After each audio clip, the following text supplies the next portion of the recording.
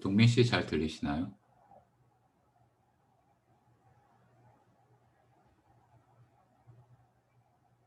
네, 잘 들려요. 안 들리나요? 들려요.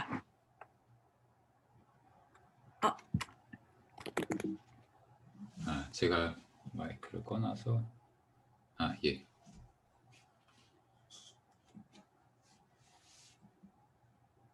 예, 감사합니다.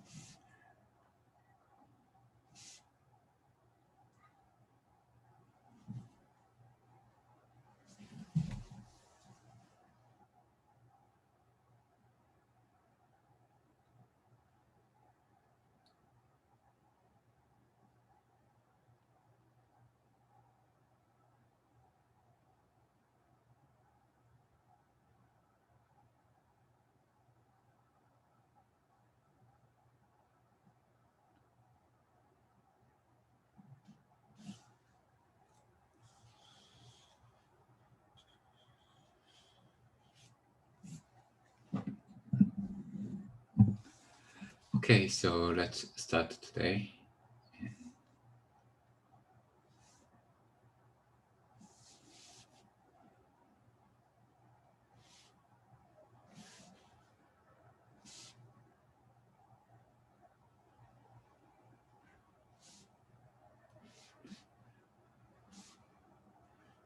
Okay, so what we're gonna do today is to study denotational semantics of eager functional language that we studied last Monday. So here's a quick reminder of the language. So eager functional language is a programming language which supports the definition of general definition of functions and also application of those functions. And it is called eager. That is because function application mechanism is based on eager evaluation. So here's a syntax of this language, not entire form, but some important part of the syntax. The abstract syntax of this language has variables and Lambda abstraction, which is a way to define a function, and then function application. So that is the basic core part of so-called lambda calculus, and eager functional language extend this lambda calculus with primitive type and operations for primitive types. So we have a true and false, and if then else operation,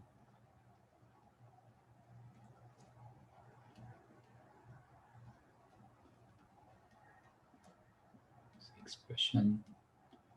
And also we have a various operations that allow us to combine Boolean values like and, or, and so on, or implication and so on. And then we also have some various way of generating Boolean values by comparing expressions like less than. And then so we also have a support for natural numbers and integers. So we have integer constants, and then also various operations for integers like a plus and so on.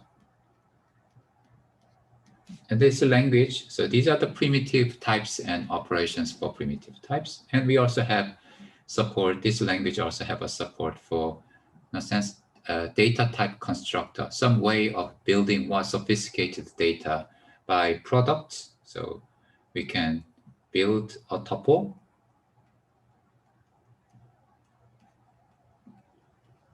Also, we can destruct a tuple by looking at its component. So tag is just natural numbers, start from 0, 1, 2, and so on. And then we also have another things which is called alternative. That's very useful to define, say, recursive data types like trees. So we have a S sign and tag. That means whether we are having a first case of we are defining a type with multiple different kinds, and this tag indicates which kind we are talking about. And next expression is the actual elements of that kind. So this is a way to construct elements of so-called alternative type. And then we have also a way to use elements of alternative type or disrupt elements of alternative type via case analysis, which is called some case. I mean, if you're familiar with the C, there is something called union type that looks very similar to what I wrote here. So, but although this is not the most convenient syntax, I mean, this is the very basic mechanism of so-called algebraic data type and pattern matching in many programming languages. And in fact, if you program in functional languages, I mean, this second facility is the one that you are using almost all the time. And also, we included a construct for defining recursion. And at the end of last lecture, I said defining recursion is actually a bit tricky because I mean, some subtleties coming from the idea of eager evaluation. So we have to restrict what kind of things we can define recursively. And in this case, what we are defining recursively is always going to be a function. So it's a function. So we define something recursively using variable, but what's being defined has to be a function.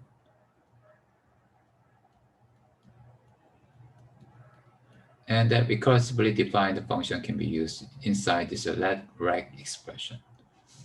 And something very similar also appears in OCaml. Okay, so this is the syntax of the language. And then I said, I mean, there is a very important concept of this language. It is called canonical form. So in some sense, expressions in the language denotes computation, which produce values. Canonical form identifies what kind of values we're going to have in this language. And then we have multiple cases of canonical form that correspond to what kind of runtime types this language supports.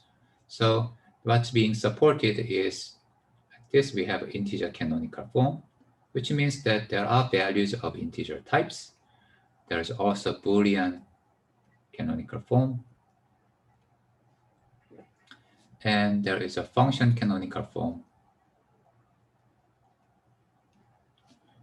And the tuple canonical form. And alternative canonical form. So it's worth, I mean, we're doing this review. That's because now the semantics is gonna mirror what's really happening in this syntactic description.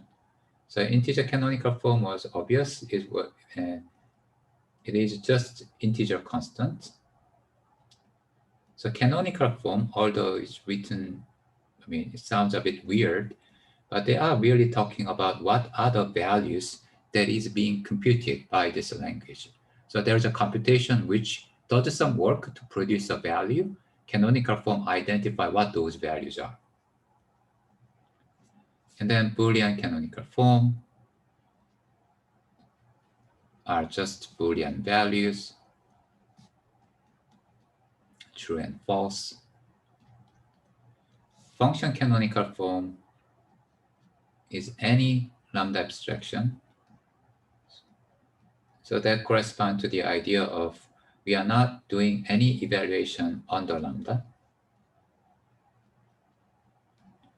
And then tuple canonical form. In other cases, I said this canonical form, in other words, values are those that we obtain by applying the constructor on other canonical forms. So in this case, it was tuple, which is the constructor for tuple type, applied to canonical forms. Finally, alternative canonical form is defined similar. That alternative canonical form was its constructor add tag, but instead of expression, we say it has to be canonical form.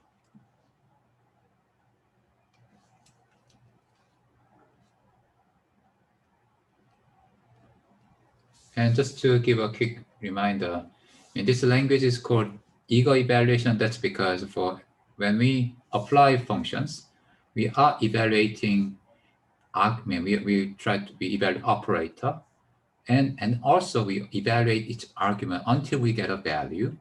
And then, so only when operator and operand, both of them are fully evaluated, we do the function application. Okay, that is different from normal order evaluation, where it computes the operator and it doesn't really compute the argument. It just applied the functions without really evaluating the argument. So that was what really happens in the normal order evaluation language.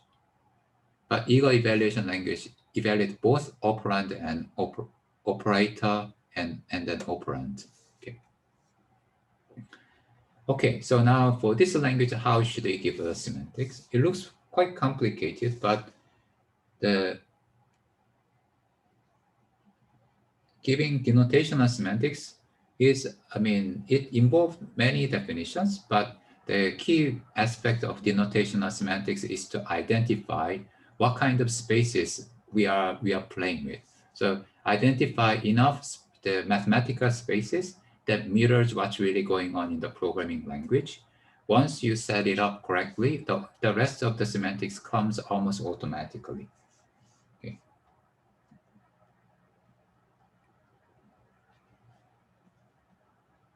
Semantics. So to do this denotational semantics, let me give you another reminder of this denotational semantics for a simple programming language, which only include just this much, okay? Without anything else, just we have a variables and then Lambda abstraction and application. For that language, we studied about denotational semantics for that language when we studied the Lambda calculus. So it's another reminder.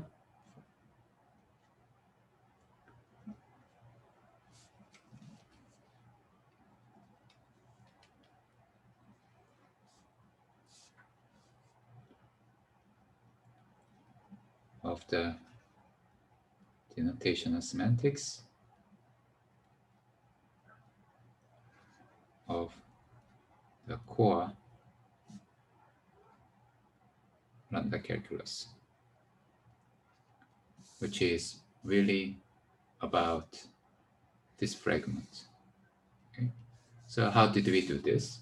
We said, we give a bunch of definitions, but the most important bit in the setting was to define the meaning, the space. So in that case, we have some space D that describe semantics that's used to describe semantics of expression.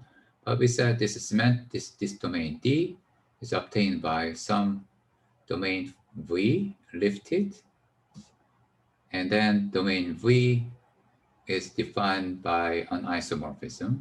So it satisfies an isomorphism, which is same as V arrow, V lifted, but that is exactly the same as V arrow D.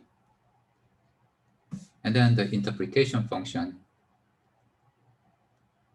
this case, is a mapping that takes expression, and then it takes something called environment E and then return D.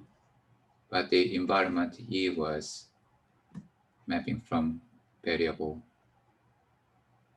to values. Okay. It's all continuous function. So what is important bit here? Important bit is that, so intuitively, this D and V are talking about, there are different spaces. D is a space for computation. V is a space for values. Okay. In the syntactic stuff that I described in the above, V correspond to the space for expressions. No, these correspond to the space for expressions. V correspond to a space for canonical form, because canonical forms are the values that's being computed. Expressions are describing computations that will produce the canonical form. So D is the space for computation.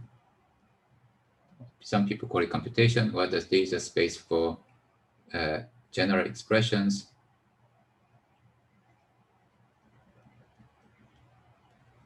And then V is a space for values. And then you also in the syntactic form that we talk about, it is a space for canonical forms. Okay. So that's what the role of this space. Then this semantic equation says something interesting. So it's more like a reminder of what I explained before. What this semantic equation said, for canonical form V, in this context case, it says that by isomorphism, it says there is only one canonical form that is a function, continuous function from V to D. Okay, so this equation identifies there's only one canonical form which corresponds to these functions. And that was the case when we studied this core lambda calculus. There's only one kind of canonical form that was this function abstraction. Okay. And then second, what it tells us is that now you say that all the variable will be bound to values, not computations. So that's why when you talk about functions, we have this value. The argument is always a value. And also when we talk about the environment, which provide a meaning for all the free variable, so this environment map variable to values, not to computation. That is because all the variables will be bound to something after we are evaluating what's going to be bound to those variables. Okay, so this semantic equation said, okay, there are distinctions. There are two kinds of things are going on. One is computation, the other is values, and then there is only one kind of values, which are functions, and then all these functions are taking only values. It's because of eager evaluation. Okay. So that is what's being described by this equation. Now, let's think about how we should extend this general scheme to describe the semantics for the entire language. And I said there's only one kind. I mean, we have this isomorphism between value and functions. That is because we have only function canonical form. Now, in the extended language, we have 5 kinds of canonical form. That means that our isomorphism here will have to be changed. It has to include not just functions, but 4 other cases. The first case is for integers, second case is for Boolean, fourth case is for tuples, and fifth case is for alternative. So we have to include 4 more cases. And also we're gonna do some change here. So in this equation, what this equation tells us is that computation is nothing but value or bottom. In other words, computation, there are only 2 kinds of computation. One is computation that goes on forever, so it doesn't terminate. The other is the computation that terminates with the values. But in this language, 2 additional things can happen. While you are evaluating a function, evaluating an expression, we may end up with an error. And some errors may be due to type error. So we may try to add Booleans to integers. So in that case, there will have a type error. And there will be some other kind of error like divide by 0 error, which are not type error. So we're gonna change this definition of D so that these 2 types of errors are also described by this space D. Okay. So these are the overall scheme that we're gonna do to obtain the semantics of this more complicated language, but general principle is very similar. We distinguish between domain for construct 2 space, 1 space for computation, the other space for values, and then for value correspond to canonical form. So value should have cases that correspond to each of the canonical forms. Okay. So how should we do it? So following the notation in the textbook, I'm gonna use, instead of D, I will use something called V star. Let me tell you later what why the John used this V star. So I mean, this V D is going to become V star in our notation. Okay. So this also V D here will be V star. So how things are set up.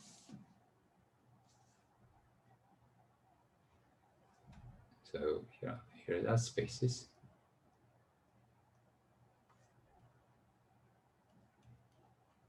Computations and spaces for also for values.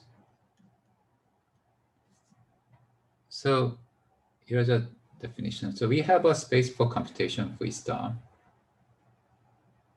And we have a space for values, which is called V. Okay. Now, how V star is defined? V star is a space that says what kind of computations we have. So in our case, we have multiple kinds of computation. The first kind is just computation that terminates without any problem and that produce a value. So that's a V. But we also have a different kind of computation that terminates, but it produces an error. Okay, and then there are two kinds of errors we're going to think about. There's one error is called type error, and then the other is called all the rest of the errors. Okay, I think John did this distinction because later he wants to show what kind of things are guaranteed by the type system, which we won't be able to cover. But I mean, if you are interested, then perhaps you can see the real role of these two types of errors later. Okay, so we have a type error or just normal error. And then there are also the kind of computation that doesn't terminate. So this describes there are four kinds of computation: terminating, producing value, terminating, producing error, terminating with producing type error, or doesn't terminate. Okay, so that's a space for computations. And space for value V is defined using this recursively, and then its existence is guaranteed by the technology that we covered in using category theory, and it's isomorphic. So we're gonna use these two isomorphism. I think this is called. So this is called psi. It's called phi. Then so these psi and phi are isomorphisms.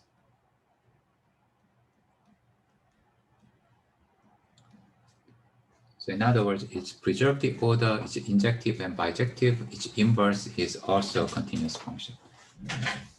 Okay, so what are the cases here? I mean, the cases we have here correspond to the canonical form, so or runtime types that we have.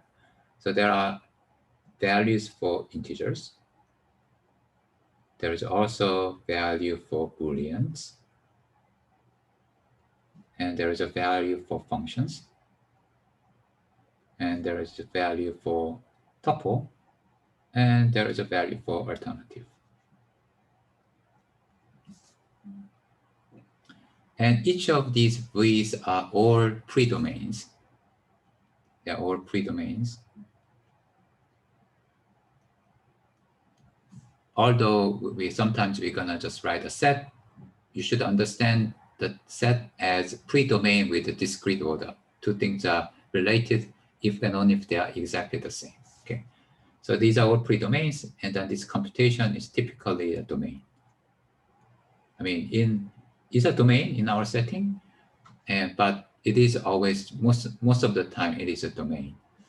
And also this plus operations is something that we studied when it's a co-products or some construction for predomains that we studied before, and which you looked at when we studied some other languages. Now, how these V's are defined? These V's are defined. So V int should identify what are the integer values, and that's quite simple. V int is defined to be just integers. So set of integers z, which is just like a -1, 0, 1, 2, and so on. And then the domain, pre-domain for Boolean. So this is a set. So this integer case is ordered discretely. So two things are related if and only if they are the same. For Boolean, defined very similar way in terms of just Boolean value, true and false. So I think I use TT and FF.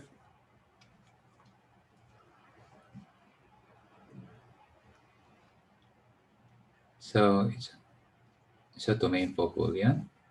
And then the v1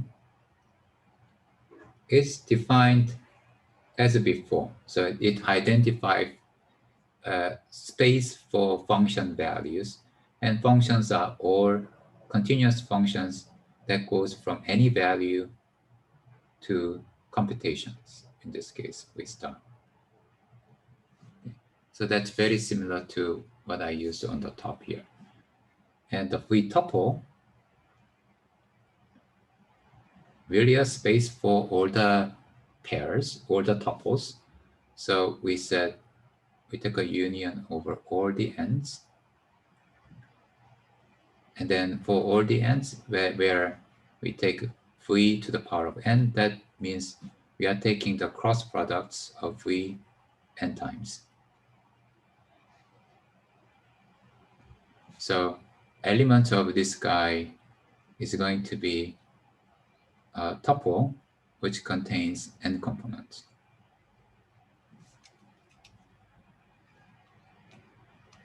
So, and that corresponds to this definition of a canonical form on the top. Say that tuple canonical form is a tuple of canonical forms, and that exactly corresponds to this definition that I just wrote here. And now for v alternative,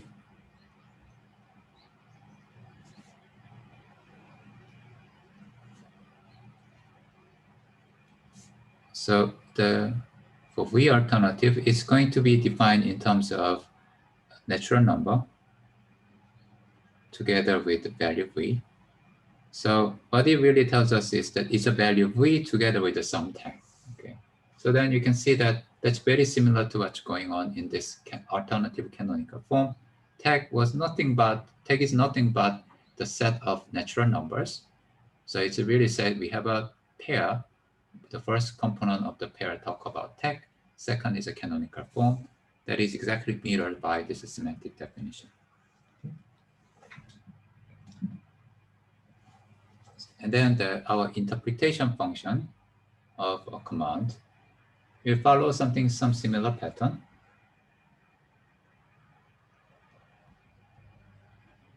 So essentially the same pattern.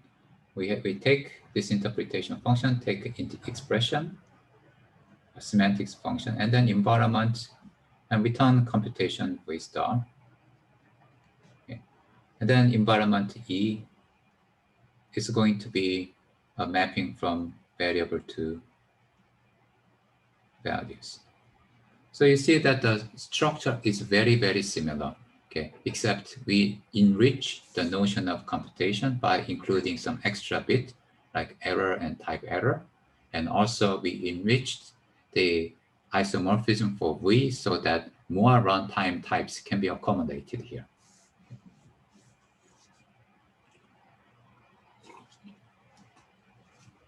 Right. Okay, so in fact, what I just described to you, I mean, I'm gonna go into the details of this semantics, and then I will show you how, so we set things up, okay? So this is more like a setting. Now we have to define this interpretation function, and that requires some more tools, which I'm gonna explain to you soon.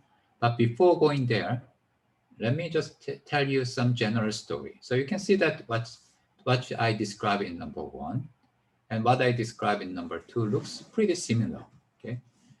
And that is actually, there's a very generic patterns about the how to define, give us semantics for, how to give us semantics for the functional programming language or programming language that support high order functions and under eager evaluation. And that goes like this. So it's just a side remark.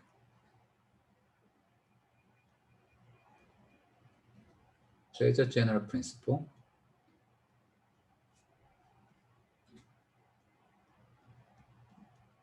So sometimes this is called, it's a semantics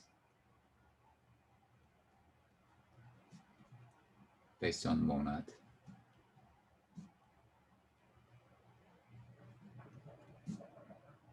So for general principle is that we, this general principle, to give us semantics of such a language, which have this eager evaluation, we first identify some appropriate space of values, and then we define some operator, that works on space. It's a bit like a functor. I mean, it's actually a functor if you describe everything in terms of categories. But if you, without talking about category theory, you can think of it, we are defining some operator T that takes space of values and produce a space of computation. So it's a space for values. And it's a space for computations. And then this T is a very strange operator. It takes space and produces a new space, but it takes space of values and produce space of computations. Okay. So we are defining space for values and space for computations. And then the semantics follow exactly the kind of scheme that I told you. The functions is interpreted as a functions that goes from V to T of V, continuous function that goes from TV to T of V. So you can understand this as the function that take values and produce a computation. And that is, that is exactly what happens. All the variables in eager evaluation language will be bound to values. But once you bind these values, evaluate the body of a function, you will have a computation which may potentially diverge or may produce an error. So it's not necessarily a value.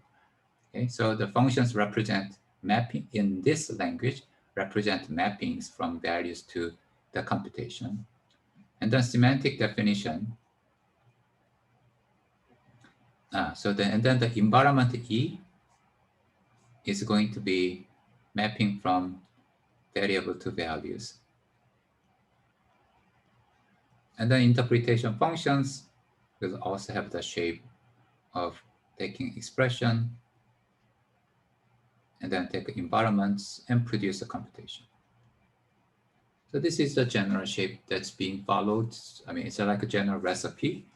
And then there's actually a paper by Eugenio Moji, who studied about this general form. And then this general recipe is followed by when we define the semantics for qua lambda calculus with eager evaluation, as well as this extended, this eager functional language that we are doing in item 2 here. Okay. And then just mention one more thing and then move on to next. This T operator has to satisfy, it has to be so-called monads. I mean, in fact, it has to be so-called strong monads. And that is because in the typical programming language, most of the programming languages support the sequencing, okay? Because you compute one thing, after one thing, then you compute another things. That can be expressed as a sequential composition in imperative language. In functional languages, that can be expressed as first function application followed by another function application. So there's a notion of sequencing. And also there's a way to say, I have a computation which always terminates and returns some value. So for instance, we can describe a computation that immediately terminates and return a value. So in imperative language, that corresponds to skip. In this, roughly this language, it will just correspond to the canonical form. But the point I'm making is that in the typical programming languages, there are just some sequencing is going on. Also, there's a unit computation. Okay. And then this monad, which is some requirement for this space constructor T, really say that this T, in a sense, support appropriate sequencing, and then also can accommodate this unit computation. And if you are interested, you can Google monads, and if you even Google strong monads, that will give you, help you to see this type of condition. But the point I'm making is that this is a general picture, but for the general picture, this T that we are using has to be chosen such a way that it allows us to describe a sequencing and then allows to describe a unit computation which immediately return values. Okay, so that's a side remark. Now let's go back.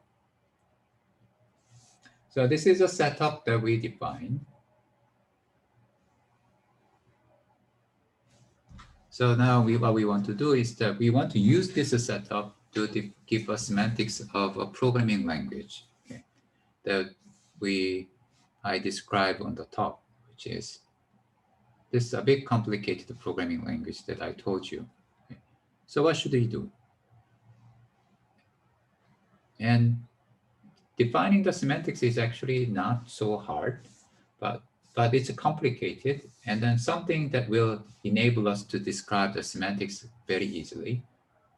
So the key part of what we have to do is define this interpretation function. That's what we want to do. And here are a few auxiliary functions useful.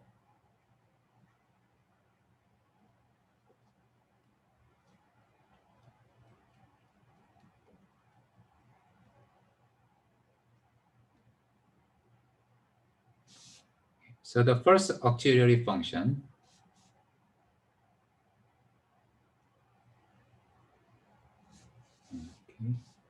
So the first auxiliary function is called inom. That's a mapping that takes value and embed it to a computation. Okay. How it's defined? It's a continuous function. How it's defined is very simple. Inom. If you put a value, and it just said that corresponds to the first component of the value. So because it's a sum, it's written as so it's a pair. The first component of the pair indicate where we are talking about the first part of the sum or second part of the sum. So we just said the first part of the sum, and then the value that the things that we are really have, the element we really have is a value v. So this becomes an element of v plus error and type error. And then we're gonna define something called ERR.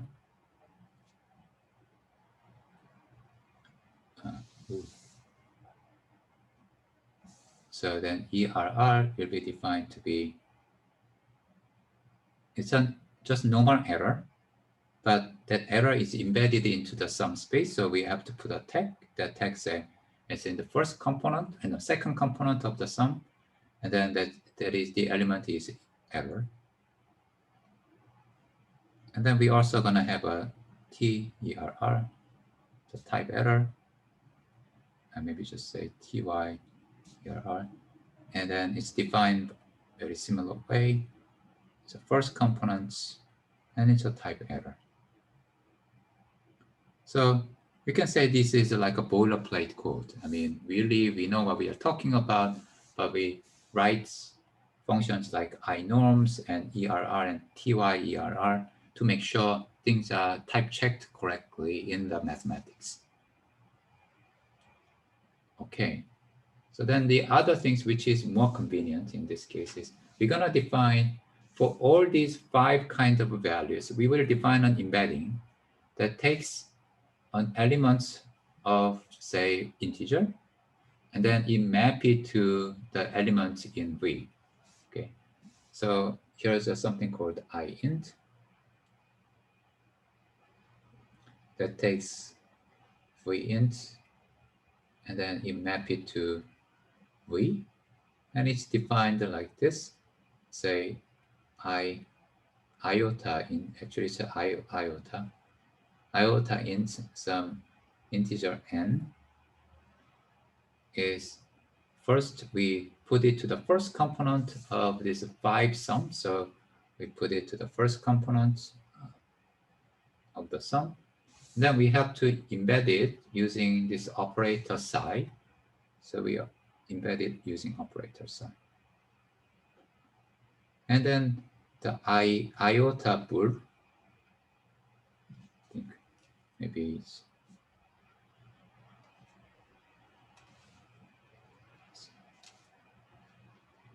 defining like this is a bit better.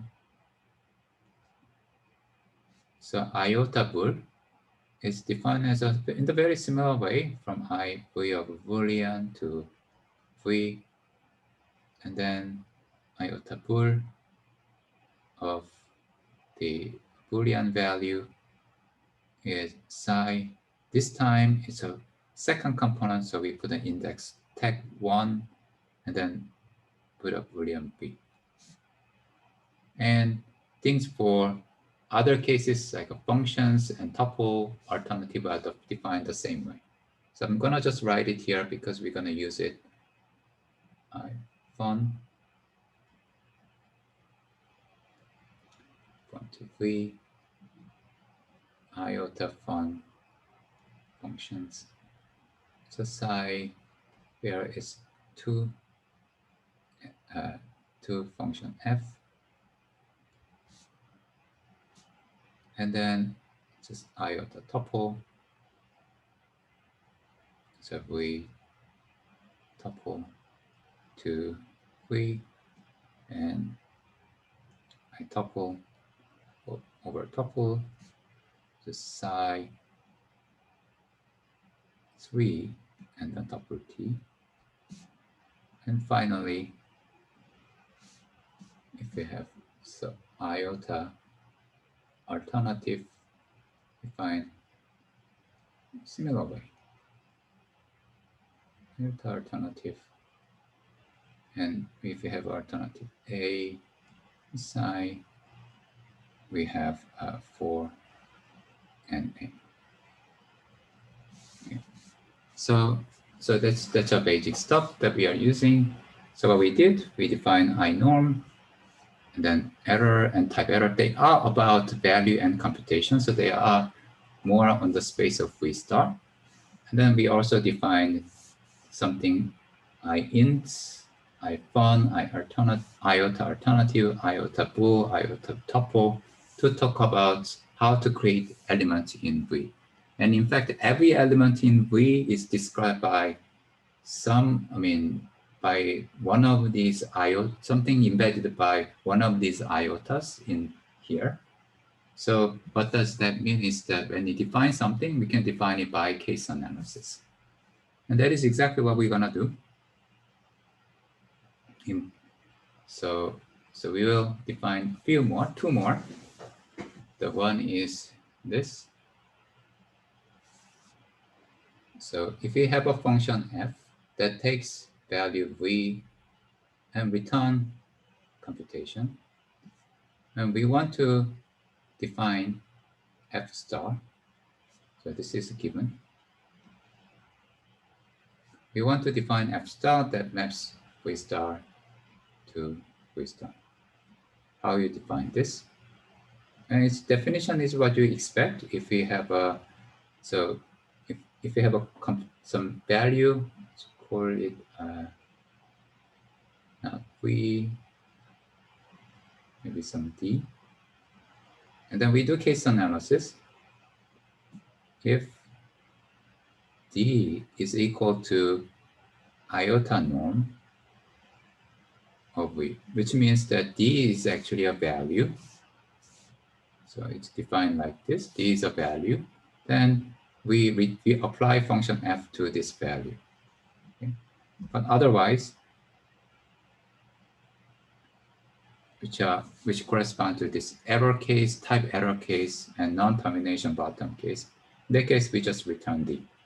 So what this means is, if the input argument is d, which represents a computation, if the input argument is either generate type error where it doesn't terminate, everything do exactly the same. It does generate type error where it doesn't terminate.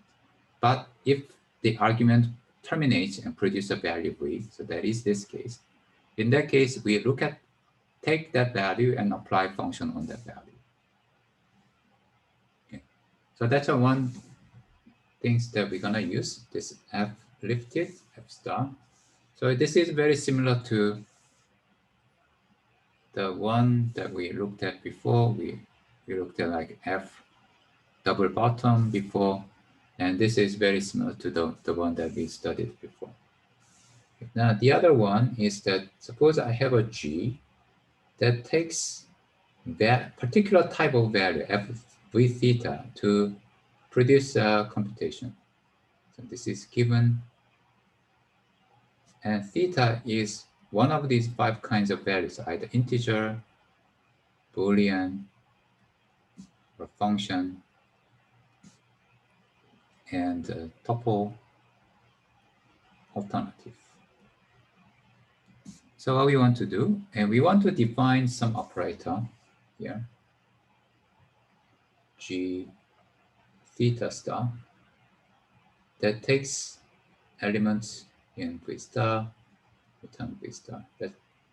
And then what it does is that we want it to do type testing and type casting. Okay, so here's how it's defined. No, so G star.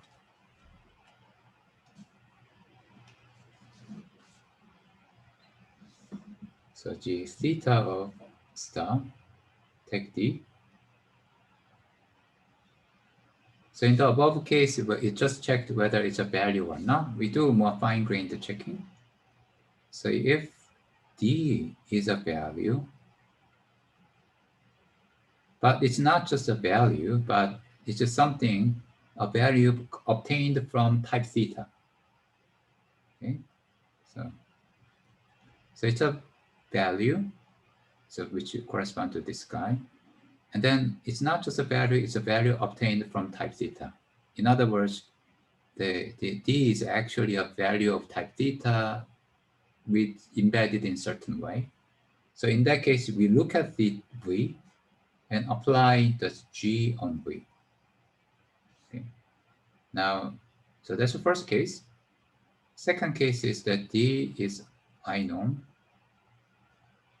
but it is embedded prime, and where the theta prime is different from V and the theta. So in other words, the argument is a value, but this argument is in the incorrect type. So we are expecting type theta, but the given argument is an incorrect type. In this case, what we do is that we produce a type error. So we produce TY ERR. Okay, so that is something that we defined here. So our possible outcome of computation, this indicates there is a type error. Otherwise, which means that D is not a value. So which means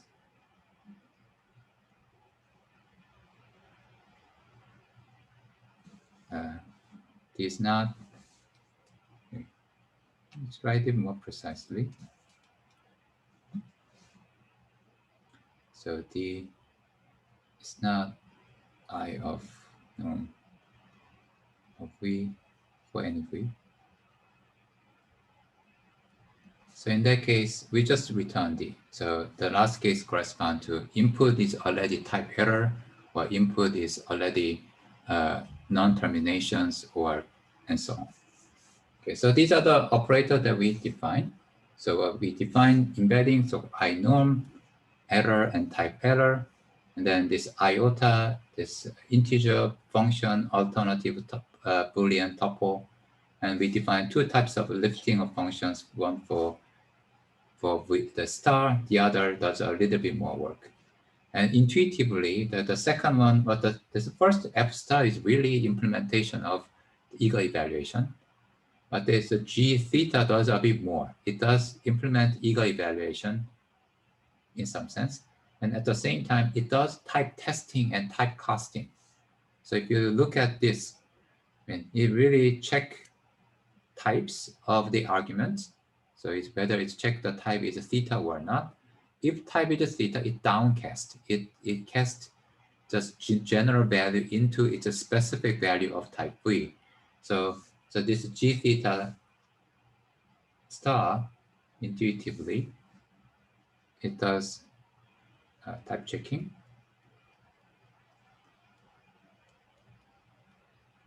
Runtime type checking.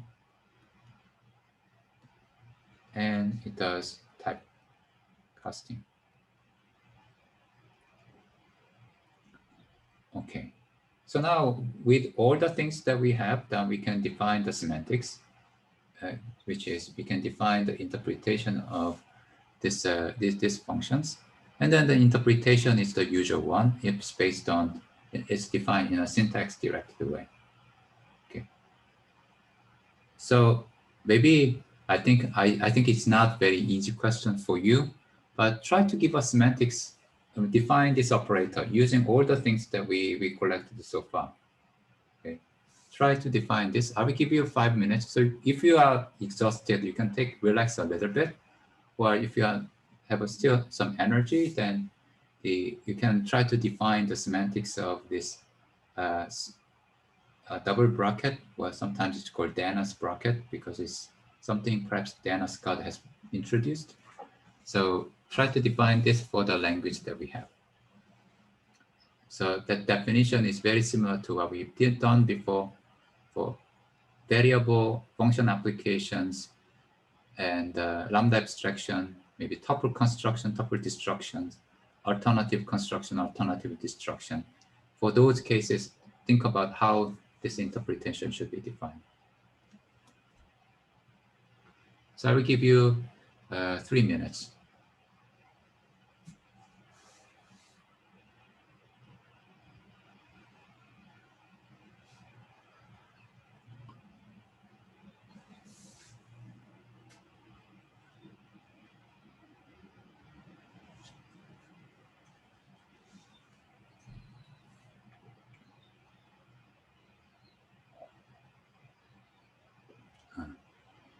See, so V star can be defined. The V star can be defined exactly. So I think that you, Jeho, for your question, you said, okay, V star and V should be defined in terms of isomorphism. I understand why you have that kind of question. It's because I think maybe the easy answer for you is that, I mean, maybe yes is the answer for you. The more precise answer is that actually it is a star that I defined over there. So maybe you just write it here. This something star is actually the operator T that I defined before. So then that operator can be defined, I mean, even for any space, including V and V prime, any space it can be done. What it does is that if you provide any space V prime, some star, what it does is that it adds 2 more cases, and then it puts some lifting. Okay. In other words, star can be understood as a space constructor. So once you understand star as a space constructor, by definition, I meant this star is really meaning this type of space constructor. But my explanation make you confused. Think of it as it's a mutually recursively defined spaces.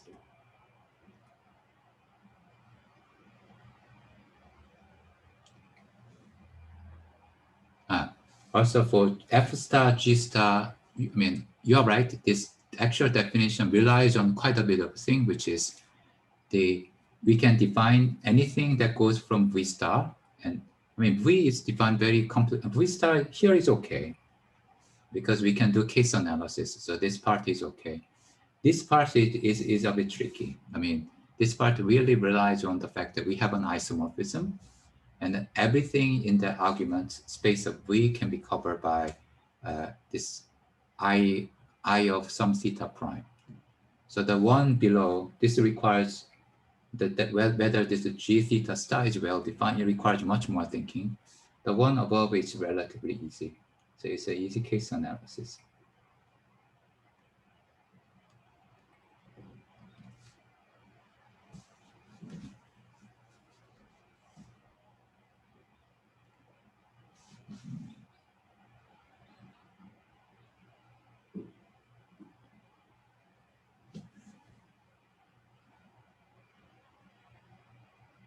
So I will give you 1 more minute, and then I will give you the definition, the interpretation of this language.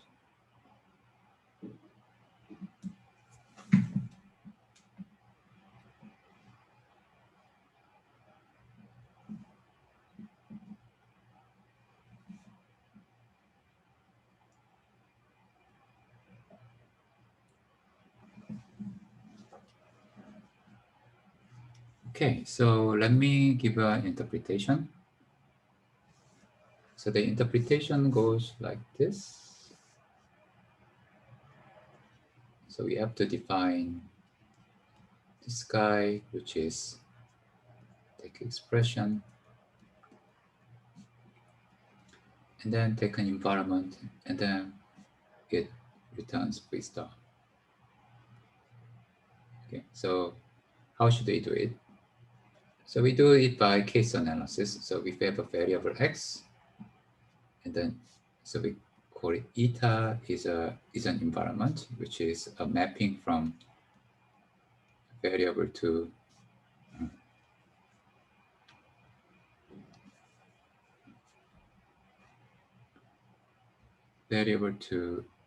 values. So if we're given eta, then we have to produce a computation.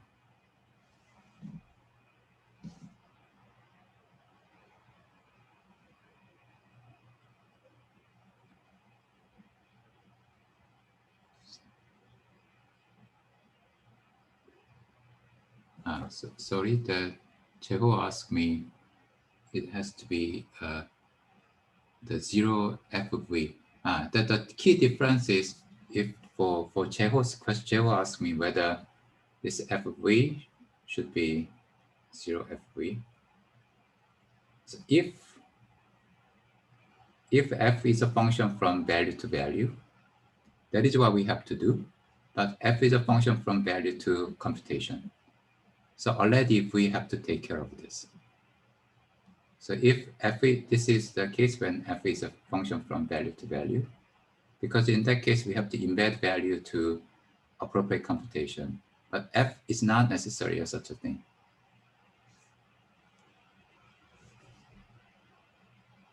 Okay. Okay, good.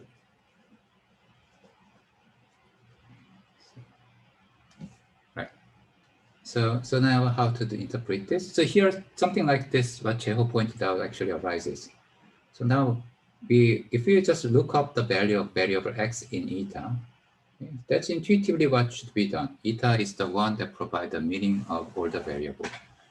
If you provide look at the value of variable x in environment eta, but that's not a computation. It's something that's in V. Okay. So what we have to do is that we have to embed V into the very basic computation that immediately terminates and returns this value. So that's done by using INO. So that is same as putting 0 eta x. Oh, something strange is happening here. Okay. So, and then for lambda abstraction, expression E. So the meaning of this intuitively has to be a function. Okay. So it takes a value and then it returns a computation which is defined by expression E, where we interpret expression E with this extended environment. But this is not, again, element in V star. Right? It's a elements in the function. So what should we do? We first embed this function into the value space by applying iota of 1. So if you do so, then what we have is a value, and then we now embed it again using inode.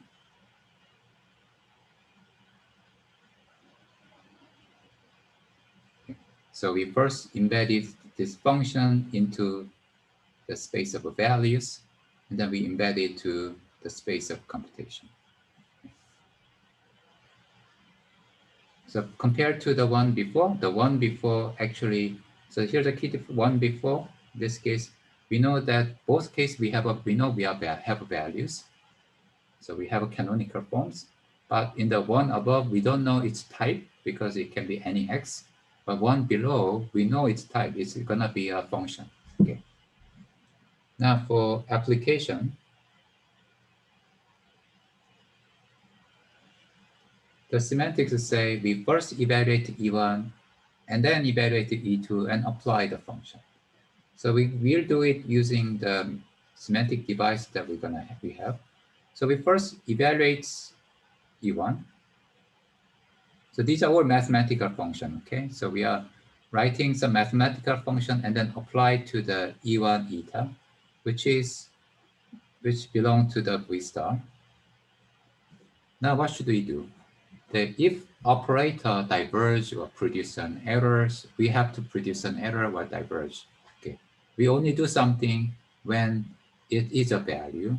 Also, we only do something. So, okay, we only do something when it is a value.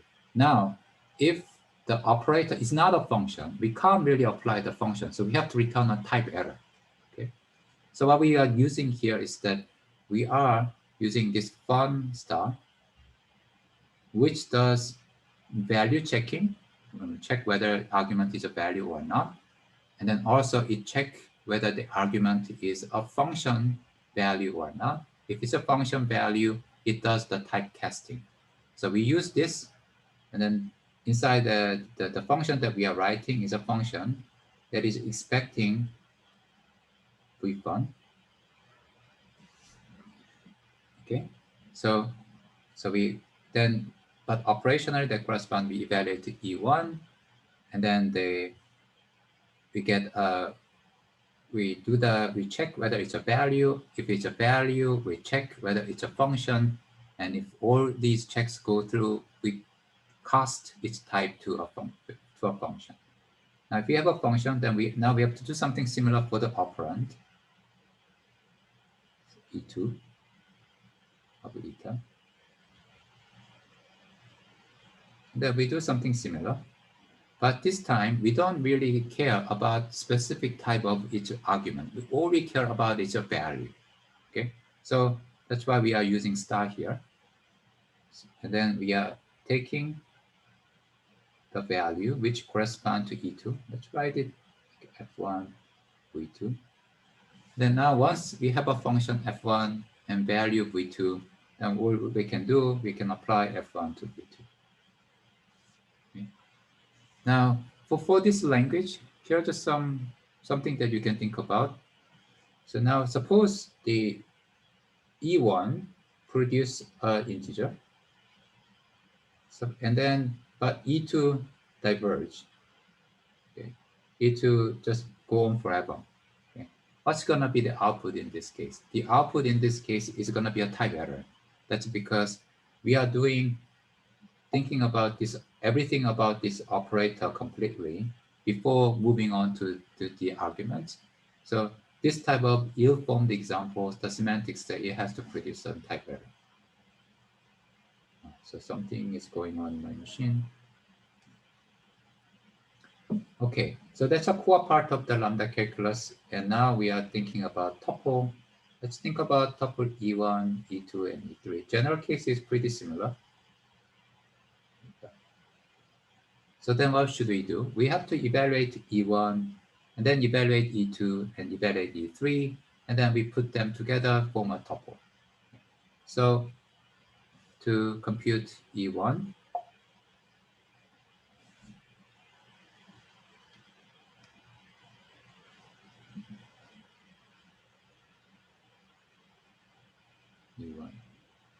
eta.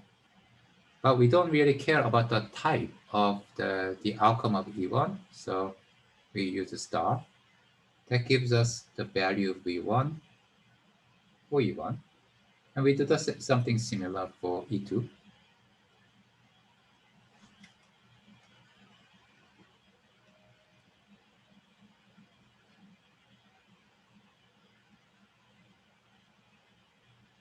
For eta. Again, we don't care about its type. So we have a V2.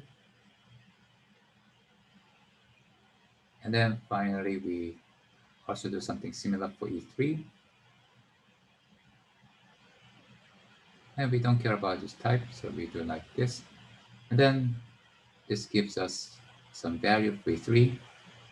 So this corresponds to we first evaluate E1, then E2, and then E3. Once we do all the evaluation, then we form a tuple of values V1, V2, and V3. And we embed it into a computation. So first we embed it using iota tuple, apply it here. And then we also apply something here, which is now we have a value, so we want to embed it to computation, so we put a norm here.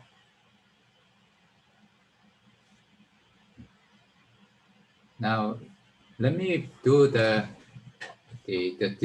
projection part of this, and then leave the descriptions of the alternative case and the primitive operation case as an exercise. You can find all the definitions in my handwritten lecture notes, but the principle is really similar, okay?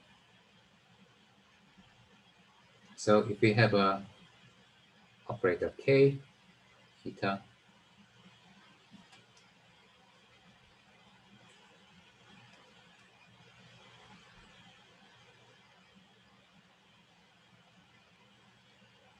so then we evaluate the E.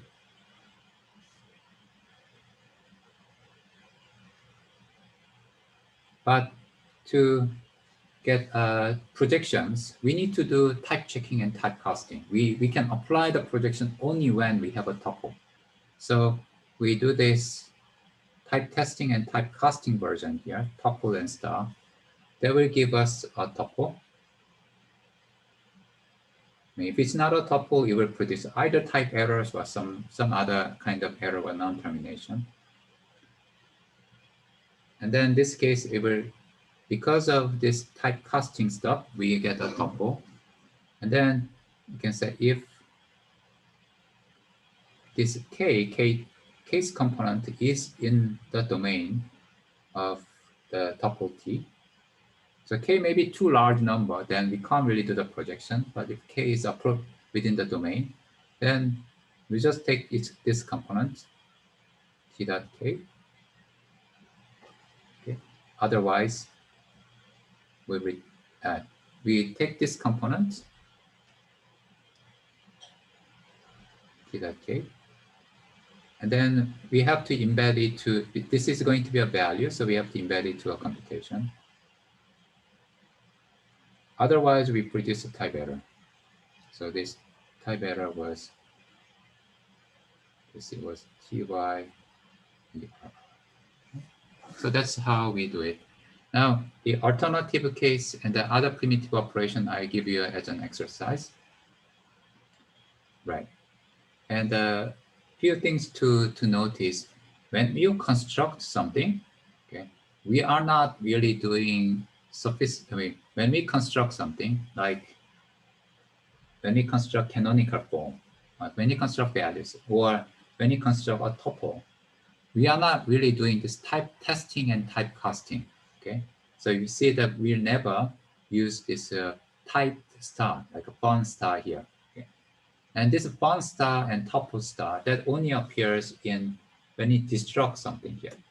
So this is application is a destructor of function. Projection is a destructor of something. And only in that case, we start to use a type testing and type casting. That, in a sense, makes sense because if we want to apply the function, we need to have a function. Otherwise, we can't really do the application. If we want to do the projection, we need to have a tuple. Otherwise, we can't really do the projection. So this is, again, a general pattern. So if you look at the definition, give a definition of alternative, constructor part, we will not use this alt star. But if you define the semantics for some case destructor or for alternative type, then you will have to use this type testing and typecasting version of star. Okay, so now in the remaining 5 minutes, then I'm gonna tell you about how to interpret let rec.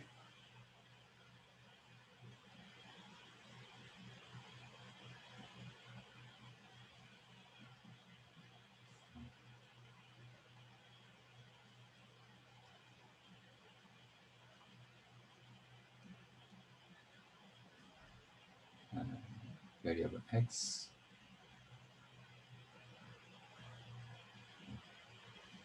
Okay.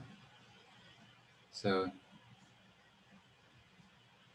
now the reason I want to talk about this is because if you have an understanding about the semantics of this case, you can actually think about more general, much more flexible, more general support for the recursion in the ego evaluation language. Now the semantics of this guy, x lambda y e in e prime under eta, it has to be done in this way, okay? It should be the meaning of e prime, where we extend meaning of e with an extra binding where x gets bound to something. So this v is some value v, which is obtained by this definition. So now the question is, how can we define v?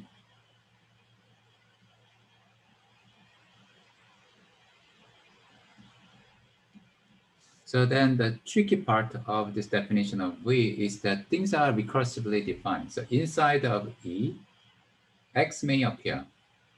Okay, so it's recursively defined. So we have to use a fixed point theorem to give a definition of this recursively defined stuff. Now, the fixed point theorem, okay, so the first criteria is to recursively define.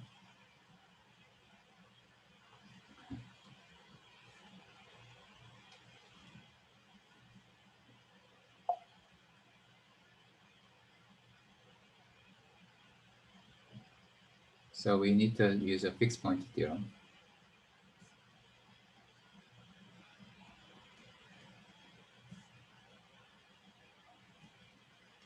So I think my machine started to cause some issue. Don't know why. So I have to use a fixed point theorem. Okay, and then the second bit is that, what do I want to talk about? So it has to be a value, okay.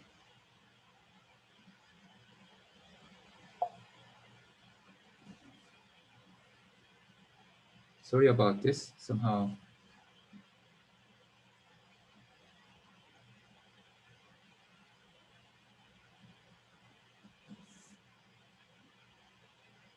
There's a peak, the machine may start to do some computation and it's getting heated. I don't know why. So what's the issue? The issue is that now if we want to, so something is recursively defined, so we have to use a fixed point theorem. But fixed point theorem is defined over domains and continuous functions.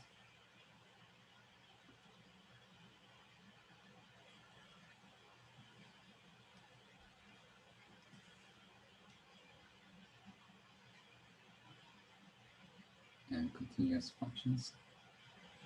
And then values in general is v. It's not a domain. It doesn't have a list element. It's a pre-domain, but it's not a domain because it doesn't have a list element. So this specific form of the definition, okay, is done in a very careful, it's chosen very carefully so that what we are defining here is always a function value. So the function value is v1, And that is defined by v2 continuous function v star, which has the list element. Something that returns bottom doesn't terminate all the time. That's going to be the list element. So this is a domain. So the syntactic restriction is defined to ensure what we are defining is a domain. Second,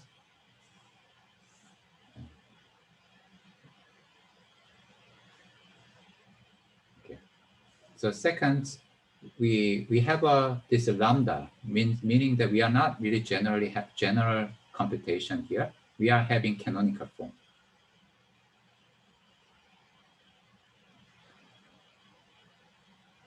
So because we are having canonical form, but the consequence is that if you give an interpretation here, we can define a mapping that goes from this V1 to the V1. So really, the semantics is defined like this. We can, but because of this various syntactic condition, we are only talking about functions. We are having canonical form only. We can define a function f that goes from V1 to V1. And then this small v is defined by the least fixed point of f, or I think I use these notations, not quite this least fixed point. V is defined by taking embeds one, but we take a least fixed point of f. So then the question becomes, how can we define this capital F here? It's defined like this. You take a function f in v1, and then v1 is like this. So it takes some argument w,